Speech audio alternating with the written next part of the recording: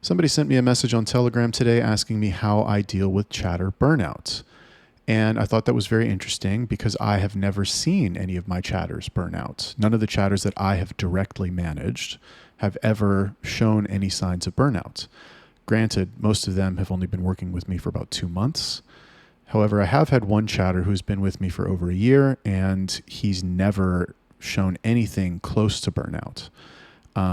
Good days, bad days, but not like, oh, I'm burnt out. I can't do this anymore. I need a break in life. Nothing like that. And I thought about the answer to his question, and I came up with, what did I come up with? 5 ways to prevent chatter burnout. Because as they say, an ounce of prevention is worth a pound of cure. And I believe that, and of course it's only been 2 months, but like, I think that the way that there's a lot of things that I do to prevent chatter burnout. So let's talk about them right now. Let's get to the point. What's up, everybody? Yala Poppy from simphunter.com. Go check out the links in my description, my blog, my model marketplace, trendhunter.io for the hottest trends for OnlyFans models.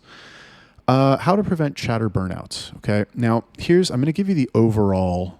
Well, I just said it, right? Like you don't want to get a chatter and fix him or her from being burnt out. That's, by then it's already kind of too late. What you want to do is you want to prevent it. And I'm going to talk about that right now. Ugh. Kombucha. Shit's nasty. Okay.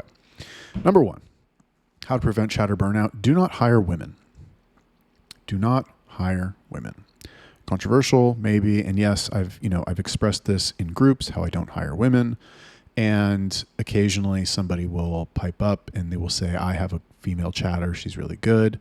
So I'm not saying like all women are bad or women can't do this role. However, in my experience, working with Filipino women in any role, and really women in any role, they are, there's some advantages to working with women, obviously. I mean, most of us manage female models, so like, duh. And there's advantages with any sort of sales role. I believe they have an advantage as well. But when it comes to, sales role, that's not OnlyFans chatter. I guess I have to, make the distinction there. But when it comes to remote work, the way that I run things and what I'm looking for from my employees, I do not like to hire women. In fact, as part of my job ads, I write that like we're looking for men. We're not looking for women. Haven't gotten in trouble with that yet. But I don't care. Like men, I think are just, so here's the difference, right? Women are not as strong, like mentally strong. They're weak-willed, right? They're weak-willed, they're not as smart, and they don't have as much pressure on them to make money and to work hard in society. Absolute worst case, a woman can go have some kids, she can find a man, she can go on welfare, she can get money from the state. And like the drive of your average woman, especially in a third world country like the Philippines, to become successful financially, relative, in like whatever, $2,000-$3,000 a month for a chatter in the Philippines, that's financially successful. It's a decent wage. There's not enough pressure on women to do that because they have too many options, other options, that will give them a way to not do it, right? As men, if I go and fucking have a bunch of kids with a girl, like the girl's not going to take care of me. Be like, oh, baby, let me go work and you just stay home and take care of the kids. Yeah, fine, it happens. But like, that's not customary. I'm not going to be able to like get her so wrapped around my finger that she'll want to go do it. Like she's got all these kids, plus biologically they can't, they got to breastfeed and all this shit. So there's not that pressure on them to do it. And as men, we are just built to work, straight up. Like men are built to work. And I've found that every time I hire women from the Philippines or fucking Africa or wherever, I'm always disappointed because they either quit or they disappear or they slack off in their duties, and I have to fire them. So number 1 way to prevent burnout is that I do not hire women because burnout is all about being mentally strong. And really more importantly than that, burnout is about having the right reasons to work. I I don't get burned out on eating healthy. I don't get burned out on going to the gym, because those things, I know that I have to do them every day. I have very strong reason. I don't get burned out on breathing. Oh no, I have to breathe today. Oh, I've been breathing for fucking 40 years. Oh, I hate breathing. No, because I need to breathe. It's like I have to do it or I will die. I don't get burned out on fucking whatever. You get my point. And why the fuck was I talking about this? Oh shit. Fuck. I don't even remember. Okay. Don't hire women is the point. Yeah. Oh yeah. You need to have strong reasons to do it. Number 2 way to prevent chatter burnout: don't hire anyone who isn't 1000% gung-ho about being a chatter. So this is something that I kind of took from my recruiting for models. Now, I believe that I have a very good eye when it comes to talent, both for chatters and for models. And I'm not always right, and I do make mistakes, but and sometimes I choose to hire people who are not ideal, but I do it anyway because just being naive, I guess, just hoping it'll work out, or taking a chance. Oh, maybe it will work out. But it doesn't. I have a good eye for talent. I know who's going to be good. And the people who are the best are the ones who are 1000% on board with being a chatter. They love the idea of being a chatter. The role is interesting to them. They really want to do it. They like the idea about how much money they can make. And they're just in it to win it. This is similar to how, when I look for models, I'm not looking for the girl who has a couple hours a week to do it and isn't super motivated and wants to block fucking half the world and, whatever, has all these problems with how things are done and needs to be done a certain way. I'm not looking for that. I'm looking for the girl who is I trust you, Mr. Man. You seem like you know your shit. We have a good connection, and I just want you to tell me what to do. I will do anything. Obviously, I'm not going to make them do anything disgusting, but that's what I want. I want people to be so on board that they're I will do anything you ask me to do. Whether it's a chatter, whether it's a model, whether it's a fucking VA, that's the level of on boardness that I want. And, being a salesperson, commission-only salesperson, is a challenging role. It's hard. You're going to have good days. You're going to have bad days. Some days you're going to go and you're going to do your pitch. You're going to talk to fucking 100 people. Nobody's going to buy. Well, chatters don't really do zero, but other roles will go a day without any sales, and it sucks. Oh God, this shit's gross. So you need to have somebody who has, I guess this is all about having the right reasons to do it. You absolutely must have all of the right reasons to do it. Now, what are some of the good reasons? Number 1, they want the money. That, I would say, is probably the main reason. It needs to be there. I don't think any of my chatters don't care about money. They all want money. I did sales for a very long time, not necessarily for the money, just because it was the only thing that I was really kind of good at, and I didn't know what else to do. And I guess money, because I couldn't make that much money doing other things. So definitely the ability to make lots of money is very important. That needs to be one of the right reasons for them. And I guess to a lesser extent, and I could be wrong about this, but I feel like they want to know that they are in good hands. When a chatter, because you got to think about it from their perspective, right? Let's take Filipino chatters, for example. These Filipinos, man, you're not the first fucking person that has employed them. They've worked, and if God forbid they've worked for other fucking OnlyFans agencies before, imagine how much of a fucking nightmare it is out there for models, right? All these shitty agencies, and I was a shitty agency too for a long time. So I'm not throwing any shade at anyone in particular or any generation in particular, but for chatters, imagine you're working for some fucking, this is an example, some 22-year-old, new business owner who doesn't know how to run the business. Obviously doesn't know how to run the business. Who the fuck knows how to run a business at 22? Okay, fine. A guy, or you're a 22-year-old millionaire. Fine, good for you. Most 22-year-olds have no idea. You got out of high school 4 years ago. You probably didn't have a business in high school. You probably fucking are new to this. So they got to work for some fucking dumbass. So when they know that they can work for somebody who has a vision, who has a training program, who seems professional, I think that, is a good reason for them to want to stay employed, because they're like, oh, this is a fucking good job. My boss is dope.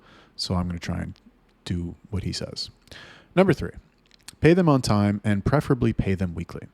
Now, I don't pay my chatters weekly anymore because I have too many. And for me, I guess it's not that much time for me to do it. Like, what does it take? 3 minutes to pay somebody?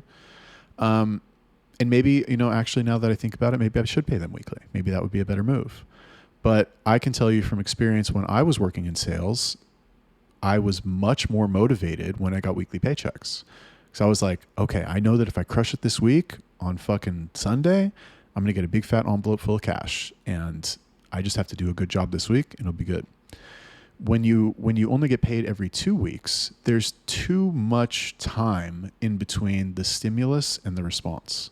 So like, let's say 2 weeks for your pay period, you have a great first week and your second week sucks, right? There's too much fine, average overall, it's going to work out to the same shit. But if you have like a really good week and you get a really good paycheck, that's a much stronger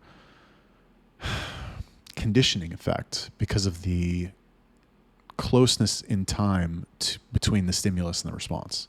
And the opposite is true too. If you have a really shitty week and you don't get a nice paycheck, then like you're going to know it's a more of an immediate piece of feedback. I mean, technically, how awesome, how good do you think chatters would perform if they got paid daily? Imagine that. They got paid daily.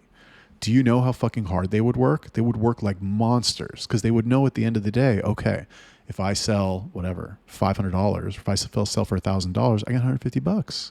I pay mine 15%. So like,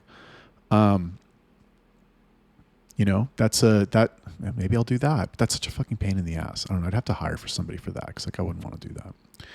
But pay them on time. It's also a very important one. Like they don't, again, like I said, they need to believe that they are in good hands. They've worked for a lot of companies. Most of them are run like shit. Most of them are fucking staffed by morons. So if you come in and you show that you are competent and you know what you're doing and you run a tight ship and you're tough but fair, you pay on time, you're professional, then they'll be like, oh, this is a good one. I don't want to fuck this up. Number 4, how to prevent chatter burnout, daily reports. Yes, daily reports. Are your chatters doing daily reports? Why is this good? A few reasons. Number 1, it enforces discipline. And one of the best ways to stave off burnout is to be disciplined. Again, like I said, the best way is to have the right reasons for it. Like I'm not disciplined to go to the gym and work out.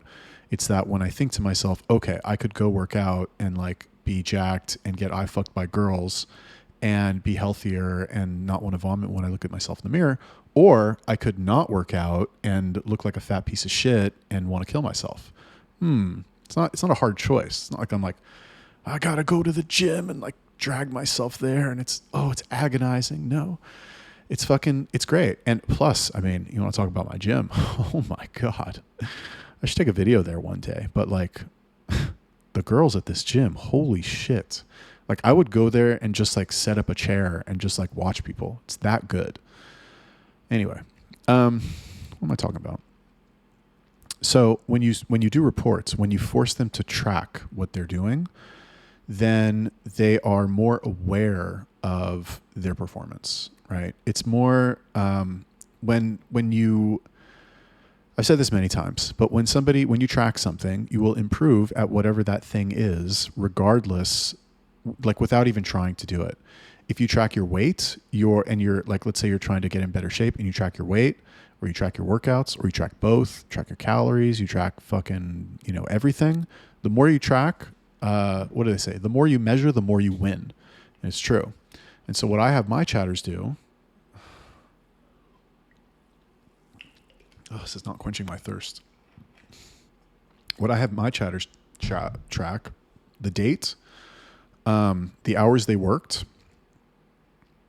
how many sales they made, or I'm sorry, their total sales, each one of their individual sales they need to report as well, and the usernames of all the people they mentioned. Like fucking paste them into fucking the report. I don't care. You message it 100 people, You paste every fucking username of who you messaged during your shift into the report.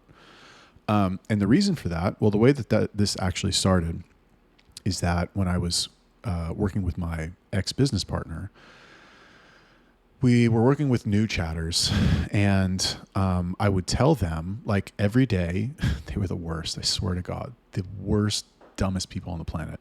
The chatters, not business partners. That's what I'm talking about. But I would tell them, I was like, every day you need to reach out to at least 50 people. And how long does it take to send a DM to a sub?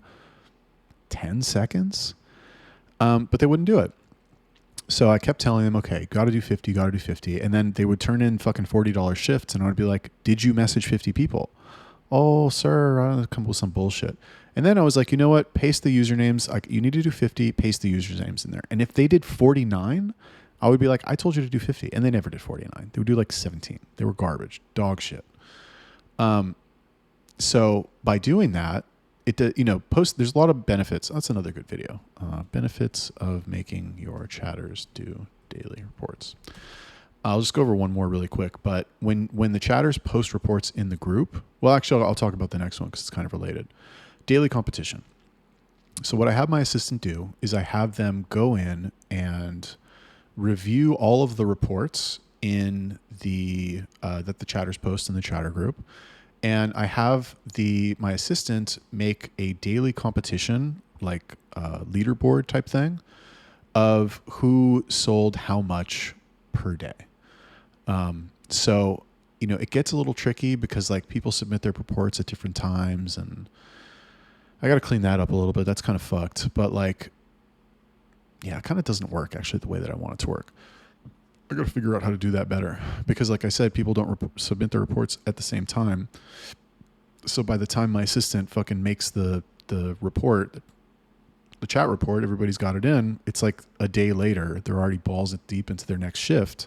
So the effect of winning is not as good. So I gotta align that a little bit better. But this, is what the intended effect is for them to be able to measure themselves against other people. And the benefit of this is that I have 4 really good chatters in the group who are consistently doing good numbers every day. So like the new people will see, they'll know that fucking Jimmy sold for 1,100 yesterday, and Bob sold for fucking 550, and fucking Steve sold for, whatever, 350. So they're like, okay, well, I got to at least sell for fucking, I don't want to be last place, so I got to sell more than 350. So like, it's that type of thing. And when they have that on their mind, they're less likely to get burned out. But again, like I said, it all just comes down to having the right reasons. Maybe I should make another video. What are the right reasons? But if they have the right reasons, you don't have to worry about it. Cool. That's all I got to say about that. Thanks for watching the video. Be sure to like and drop me a comment and subscribe if you're not subscribed, and I will see you in the next one.